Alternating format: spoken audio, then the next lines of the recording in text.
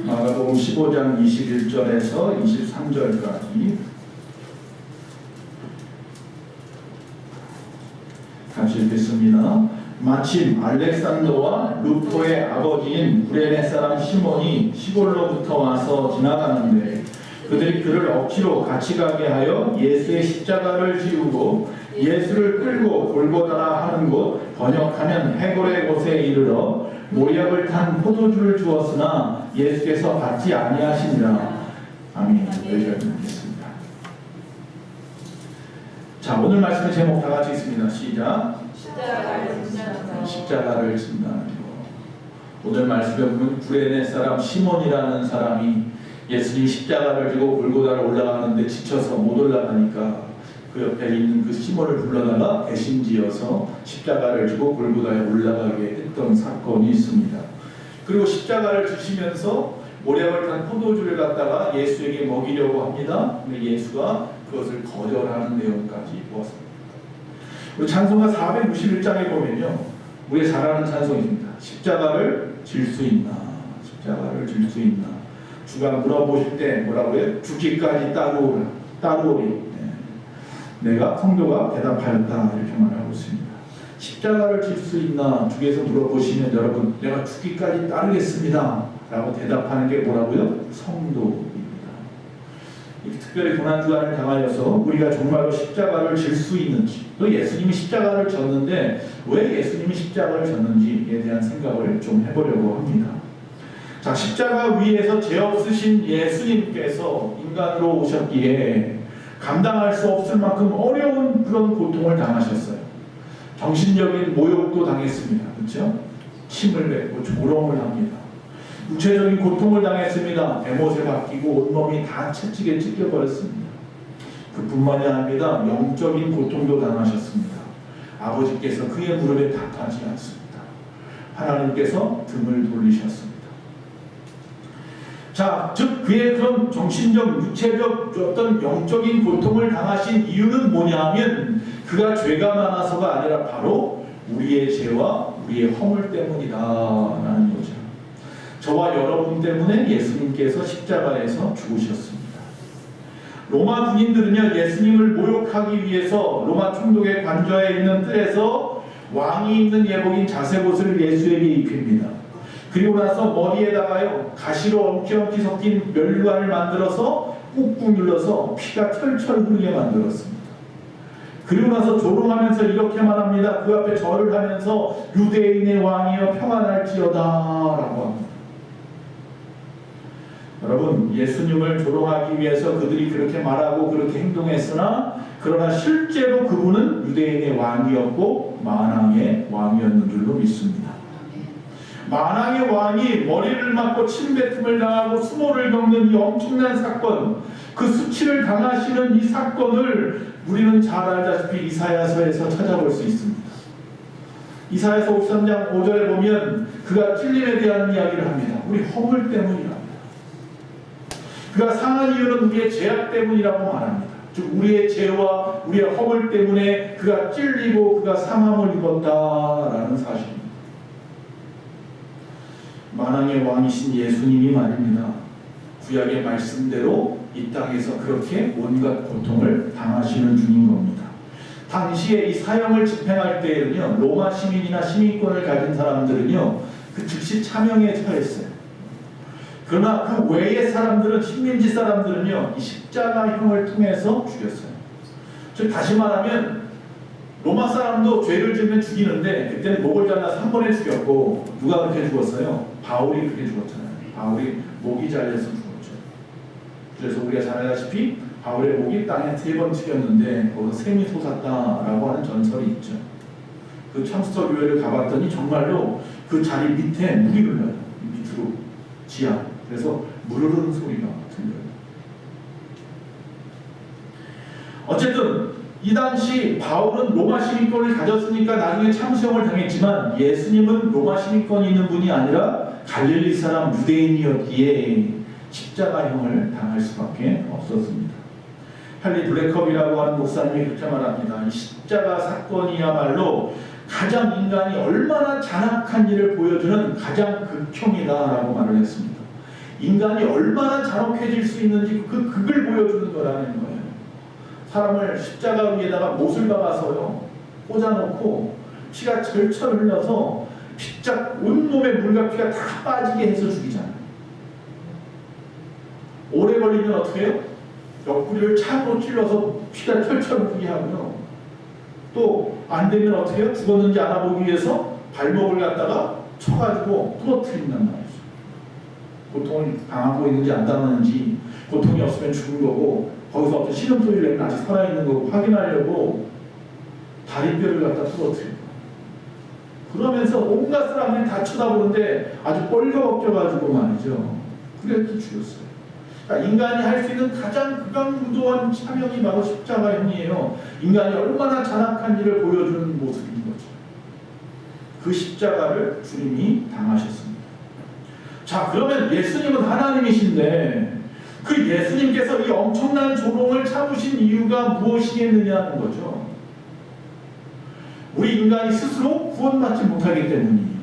하나님께서 구원받을 자가 하나도 없기에 스스로 이 땅에 어린 양 되셔서 제물되어 주신 거죠.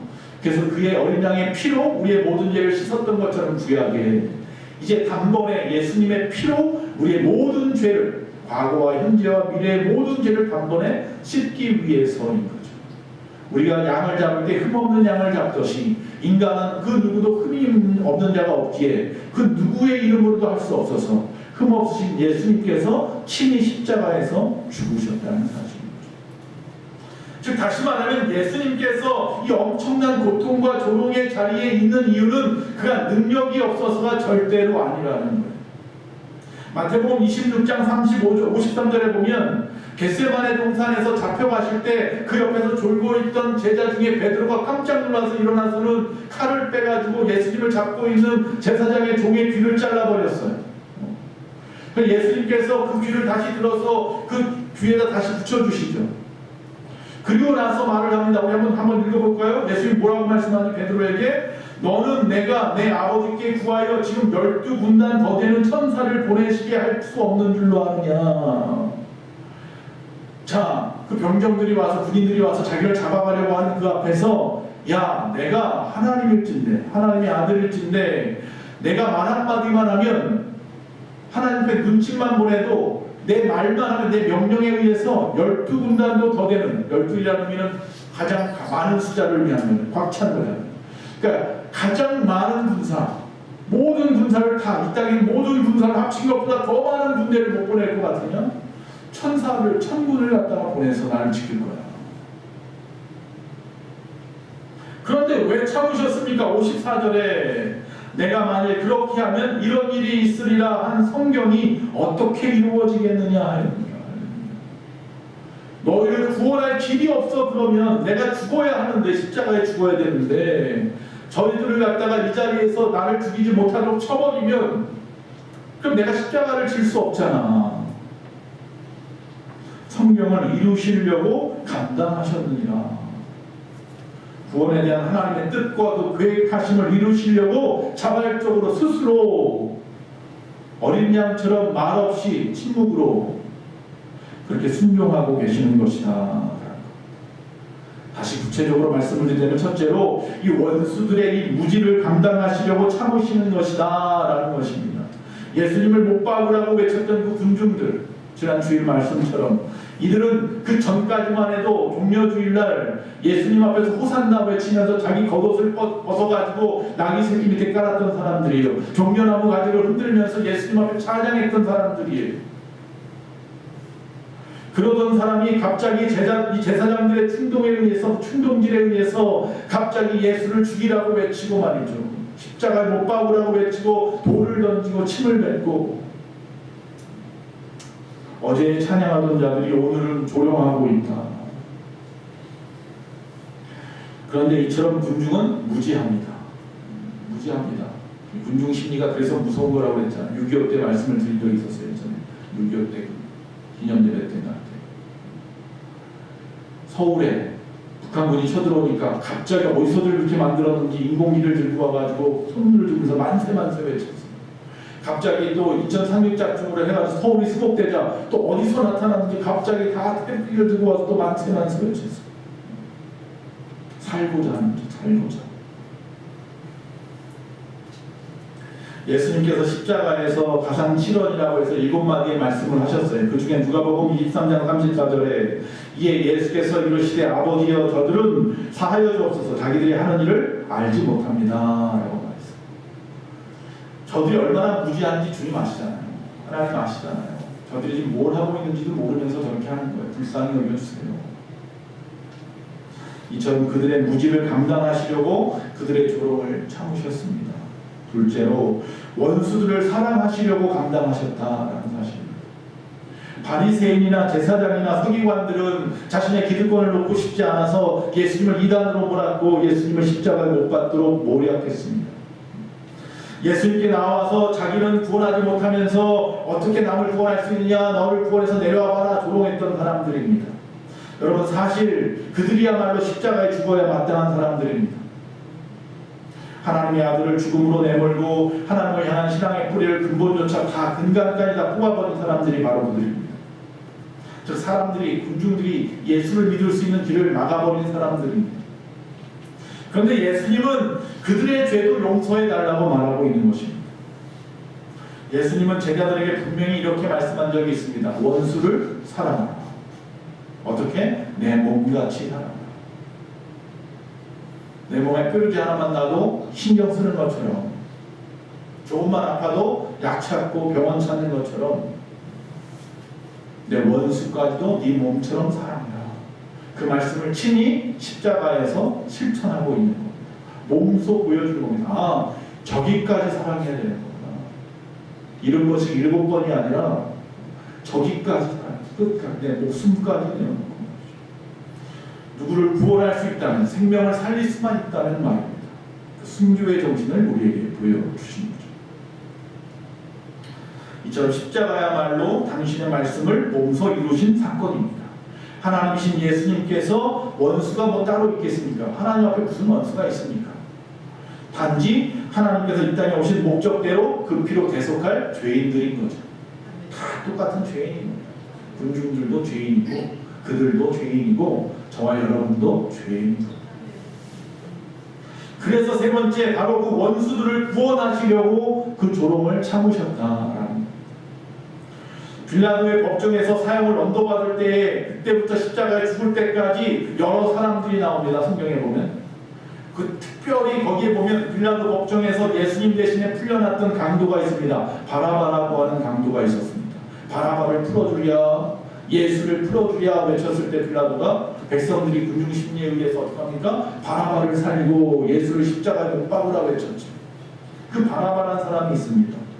또 오늘 본문에 나오는 대로 예수님이 쓰러지자 대신 그 십자가를 지라 해서 어쩔 수 없이 억지로 그 십자가를 지고 올라갔던 구레네 사람 시몬도 있었습니다.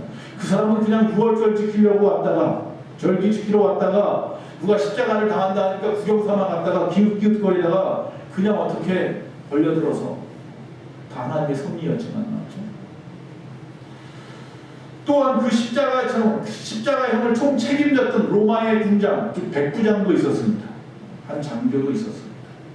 그리고 예수님에게는 좌편과 우편에 2명의 강도가 같이 못 박혀 있었습니다. 그 중에 특별히 우편 강도가 있었습니다. 자, 이들의 앞에서 말했던 바라바라든지 아니면 구레네 사람 시몬이라든지 백부장이라든지 우편 강도라든지 예수님의 십자가 사건 속에 나오는 사람들인데 이 사람들의 공통점이 무엇입니까? 한번 맞춰보십시오. 이 사람들의 공통점이 무엇일까요? 십자가 사건 이후에 구원받은 사람들입니다. 자, 이 바라바라고 하는 사람은 혹시 영화 보셨는지 몰라요. 옛날 영화죠. 영화 바라바에 보면 안소니 킹이 바라바로 나오죠. 근데 마지막에 보면 순교해요. 예수 믿고 순교합니다. 그리고 백부장도 나옵니다. 이 백부장이라고 하는 사람은 여기 보면은 특별히 나와 있지 않지만 오늘 본문에 나와 있지만 그 뒤에 보면 마태복음에 보면 27장 54절에 이는 진실로 하나님의 아들이었다라고 고백을 합니다. 왜? 예수님이 십자가에 못 박혀 죽으실 때에 갑자기 땅이 진동하고 바위가 막 터지고 하늘에 흑암이 가득해지고 말이죠. 그 사건을 보고 놀라면서 하는 말이죠. 정말 하나님의 아들이었구나. 또한 잘 아는 대로 우편강도에게 십자가에서 예수님께서 말씀합니다. 너는 나와 함께 낙원에 함께 있으리라. 예수님 죽으신 후에 그와 함께 낙원에 있었다. 그리고 오늘 나오는 구레네 사람 시몬도 억지로 십자가를 지었지만 결국 그 가정이 예수 믿고 구원받은 가정이 되었습니다. 오늘 본문 말씀에 보면은 알렉산더와 루포의 아버지 구레네 사람 시몬 이렇게 되어 있죠. 로마서 16장 13절에 보면 또 이렇게 되어 있습니다. 주 안에서 택하심을 입은 루포와 그의 어머니에게 문안하라. 그의 어머니는 곧 내 어머니라. 이렇게 말합니다. 사도 바울이 루포의 어머니, 다시 말하면 이 구레네 사람 이 시몬의 부인이 자신의 어머니라고까지 고백을 했어요. 친어머니라는 얘기는 아니에요. 그만큼 자신의 신앙생활을 하는데 큰 도움을 줬다는 거예요. 나중에 이처럼 바울에게 큰 영향력을 준 사람이 바로 구레네 사람 시몬이었던 거예요. 이처럼 한 영혼을 천하보다 귀하게 여기시는 그 주님은 십자가 바로 그 길 위에서 자신의 목숨도 부지하지 못하는 그 길 위에서 그 온갖 고통이 그냥 온갖 조롱과 수모가 가득한 그곳에서도 단 한 심령이라도 구원하려고, 그들의 모든 죄를 다 짊어지려고 끝까지 정신 차리시고 우편 강도까지라도 구원하려고, 그리고 말씀합니다. 다 이루었다. 바로 나같이 무기한 자를 위해서, 나 같은 죄인을 사랑하셔서 나 같은 죄인도 구원하시려고 십자가를 지셨다는 말입니다. 23절 말씀만 보겠습니다. 거기 보면 모략을 탄 포도주를 주었으나 예수께서 받지 아니하시니라 이렇게 되어 있습니다. 자, 모략을 탄 포도주 이렇게 되어 있습니다. 이 모략이라고 하는 건 난 뭔지 몰랐는데 이번에 조미개업체 갔다가 그 두바이에 잠깐 머물렀을 때 거기서 함께 갔던 그 여행사 이사님이 무슨 껌 같은 걸 하나씩 나눠줬어요. 그게 모략으로 만든 껌이래요. 그걸 쓰는데 사실 무슨 맛인지 모르겠어요. 그냥 씁쓸하기만 한데 입에 다 붙어가지고 이 사이사이에 다 껴가지고 나중에 참 힘들었는데 닦아내기도. 근데 그게 모략으로 만들었다고 하더라고요. 몸에 좋다. 그 모략에 탄 포도주를 갖다가 주었습니다. 이건 어떤 의미냐면요, 마약 성분을 갖다가 있어서 환각장 증세, 다시 말하면 고통을 좀 더 참게 해주기 위해서 마지막으로 주는 배려예요. 그런데 여기 보면 그것을 어떻게 했다고요? 받지 아니하셨다 그러면 요거 받으면 그래도 어떤 몰핀 작용과 같은 것이 있어서 조금은 참을 수 있을 텐데 십자가상을, 근데 절대로 안 받고 맑은 정신으로 단 한 명이라도 구원하려고 자신의 뜻을, 하나님의 뜻을 온전히 다 이루기 위해서 모든 사람의 고통, 모든 사람의 죄, 모든 사람의 허물을 다 짊어지기 위해서, 온전히 짊어지기 위해서, 바로 그 이유가 첫 번째인 겁니다. 예수님은 우리 모두의 고통이 있는 그대로 다 받아내시기 위해서 그 포도주를 받지 않으셨습니다. 하나님의 뜻을 온전히 이루겠다는 어떤 신적인 의지인 겁니다. 지금까지 모진 고통과 수모를 다 주고는 이제 와서 알량한 마음으로 인간의 자비라고 생각하면서 말하는 그 포도주 한 잔이, 그것이 그에게 그렇게 큰 도움이 되지 않았습니다. 그것에 의존하고 싶지 않았습니다. 온전한 정신으로 고통과 죽음으로 그 모든 것을 받아들이기로 작정하셨다는 거죠. 그리고 두 번째는요, 왜 받지 않았냐면 14장 25절에 보면 마가다락방 성만찬 중에 예수님께서 분명히 제자들과 약속하셨기 때문입니다. 뭐라고 말씀하냐면 진실로 너희에게 이르노니 내가 포도나무에서 난 것은 하나님 나라에서 새 것으로 마시는 날까지 다시 마시지 아니하리라 하시니라. 내가 이 땅에서 나는 포도주를 내가 저 천국에서 천국 잔치할 때까지 안 마시겠다. 이제 이 땅의 거는 다 끝이야. 이게 마지막이야. 이 마지막에 떡과 포도주를 나누고 난 다음에 이게 마지막 포도주라는 거예요. 내 피를 상징하는 이 마지막 포도주를 제자들과 나누고 이제는 다시는 내가 포도주를 입에 대지 않겠다. 저 천국에서 영원한 천국 잔치 때 마실 거예요. 그 말씀을 이루기 위해서 이 포도주를 입에 대지 않으셨던 거죠. 그리고 세 번째로 죽는 자에게 주는 것이 포도주이기 때문입니다. 즉 다시 말하면 이 십자가에서 포도주를 주는 이유는 이 사람이 죽을 사람이기 때문에 마지막 배려로 주는 것이라고 말씀했잖아요. 잠언서 31장 6절에 이렇게 말합니다. 독주는 죽게 된 자에게, 포도주는 마음에 근심하는 자에게 줄지어다, 이렇게 말했습니다. 지금 이 십자가는 다른 사형수에게 처한 어떤 차명의 사건과는 본질적으로 다른 거예요. 다른 사람들은 각자의 죄 때문에 죽는 거예요. 정말로 불친이 죽는 거지만 예수님은 이 모든 것을 다시 살리기 위한 과정 속에 있는 하나의 십자가의 사건인 것 뿐이에요. 내가 죽어서 끝날 것이 아니야. 다시 말하면 내가 다시 이 죽음 뒤에 찬란한 부활의 영광으로 다시 살아날 것이다 라는 것을 보여주고 싶어서, 암묵적으로 그것을 드러내고 싶어서 포도주를 마시잖아요. 포도주는 죽은 자에게 주는 건데 나는 안 죽을 거야. 죽었다 다시 살아날 거란 말이야. 이처럼 모든 고통과 수모가 바로 인류 구원을 이루는데 꼭 필요한 방법이었기 때문에 그 처참한 고통을 온전히 감내하신 것입니다. 이제 우리도 각자의 십자가를 지고, 나에게 주어진 그 십자가를 지고 예수님의 그 뒤를 따라가야 합니다. 주님이 하신 모든 일은요, 제자들에게 가르치기 위한 행동이었습니다. 말씀 하나하나는 제자들을 알아들으라고 말씀하신 거예요. 비유를 하든 어떤 복음을 전하든 가르치든 그 모든 것들은 제자들이 그대로 전하고 그대로 행하기를 원했던 거예요. 그 십자가까지. 그래서 제자들은 전부 다 어떻게 죽어요? 마지막 사도 요한계시록 쓸 때까지 살았고 전부 순교했죠. 전부 예수님의 십자가의 뒤를 따라갔어요. 베드로는 십자가에 거꾸로 매달려서 죽었다고 하잖아요. 거중이 먹혀져 죽고, 낭떠러지에 떨어져 죽고, 끓는 물에 들어가 죽고, 화형을 당하고, 칼질임을 당하여 죽고, 각자의 모습대로 하나님께서, 그들이 원하는 곳은 아니지만 하나님 원하시는 그곳에서 복음을 전하다가 그렇게 예수님의 뒤를 그대로 따라갔어요. 근데 우리는 그저 무엇을 먹을까 마실까 입을까 하루라도 더 그냥 흥청망청 세상 가운데 그냥 어떻게 살아가더라도 세상의 탐닉 가운데 살아갑니다. 여러분, 자기에게 주어진 그 십자가를 지고 예수의 길을 따라가는 사람들이 얼마나 많이 있었습니까? 2005년도에 통산자원부 차관을 지냈던 분입니다. 65세가 되어서 28년간의 공직생활을 퇴직했습니다. 박운서 장로라고 하는 분입니다. 그분이 책을 썼는데 내가 가라 내 양을 먹이라 라는 책입니다. 노후가 되어서 이제 기도를 합니다. 이제 퇴직을 해버렸으니까 이제 무엇을 하면 살면 좋을까 생각을 하고 기도에 들어가서 철야 기도를 했습니다. 근데 하나님께서 그 마음에 어떤 마음을 주었느냐 하면 오늘 이 철야 가운데 말씀을 주실 걸로 믿습니다. 내가 너에게 말씀을 주겠다. 아멘 받았단 말이에요. 그리고 나서 이제 설교 시간이 되어서 어떤 간증한다고 하면서 선교사님이 한 분 나와서 선교에 대한 간증을 하는데 필리핀 선교사님입니다. 그 철야 집회 때 필리핀 간증을 갖다 듣고 나서 그 마음이 막 뜨거워졌어요. 내가 저 원주민들, 망양족이라고 하는 원주민들이 사는데 그들에게 가서 내가 복음을 전합니다.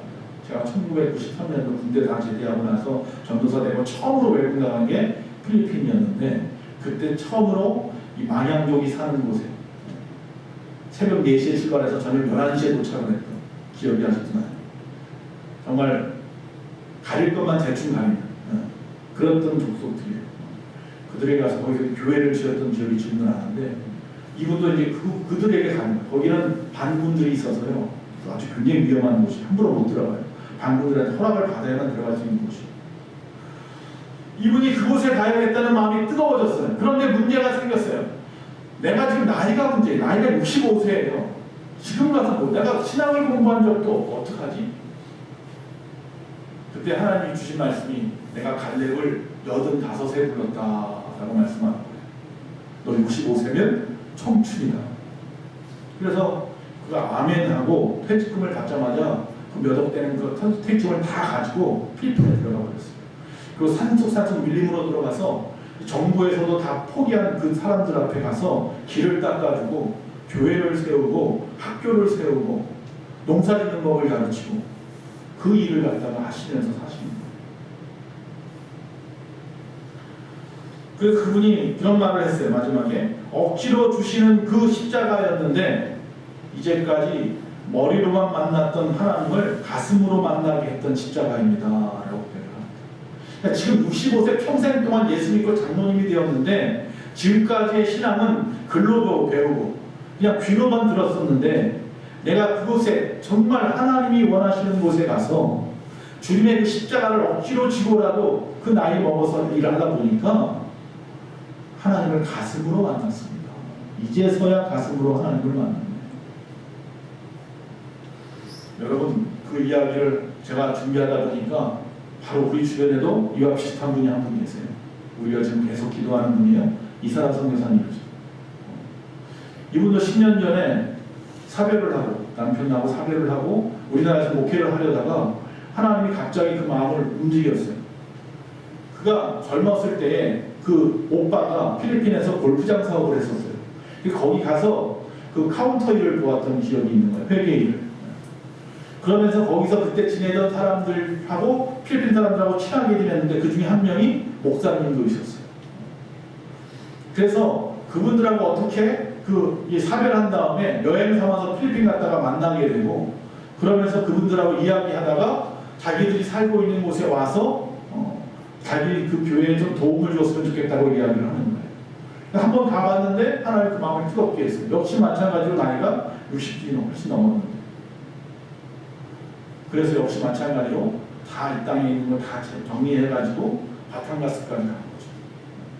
바탕가스에 가서 그곳에서 지금까지 70이 훨씬 넘은 지금 나이까지도 교회를 세우고 어린아이들 수백 명은 아니더라도 100여 명 이상 되는 어린아이들을 갖다가 다 돌보고 말이죠. 그들이 한국말도 가르치고요. 그 중에 몇몇은 우리나라 와서 공부도 시키고 말이죠. 이게 후원을 맺어주어서 그런 일들을 했어요.